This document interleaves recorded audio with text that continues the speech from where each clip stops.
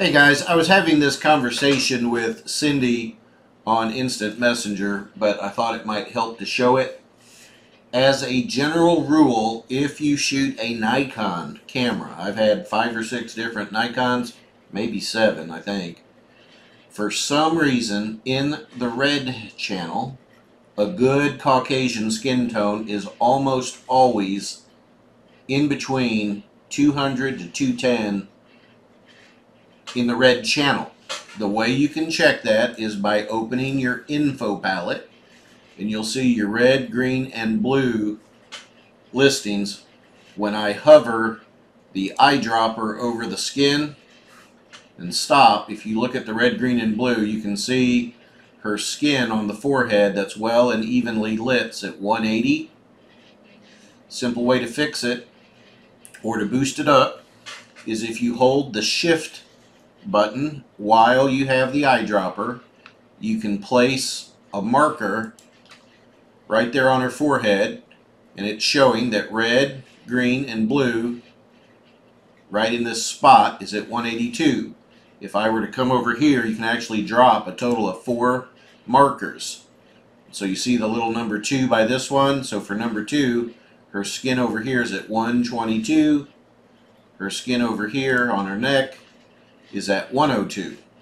But normally the brightest average, that's not a highlight skin tone, for some reason with a Nikon camera likes to, for the general observation of the world, if you push that up to about 200 to 205, most people when they see the image will say that looks, not over or underexposed.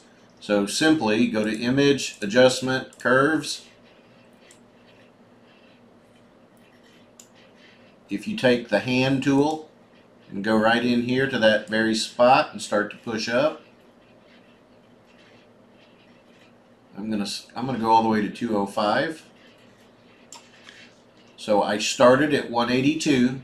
I've pushed it to 205. Tell it OK. To me, that looks better. With Canons, I have discovered, you can try it on your own images, go find 4 or 5 images that appear well exposed with Caucasian skin, and just go around and sample kind of your mid highlights and see what your number is. For some reason with Canons, it seems like the number's a little bit higher in the red channel, like 215, maybe even 220. Don't know why, but what's important is not that my numbers are different than your numbers, but if you find a number that looks pleasant as far as brightness goes, that means you can edit like on a notebook that's not calibrated, and instead of just looking at the screen for your brightness level, you can actually test your numbers. One of the first things I do, because iPhone cameras normally have really good color calibration, is I will edit an image, post it online, and then immediately look at it on an iPhone, or go look at it on a friend's monitor or something just to make sure it doesn't look wonky. But I have just found that the skin level between 200 and 210, so 203, 205, 207, something like that, then adjust it just a little bit to taste, normally gives you a well exposed looking image.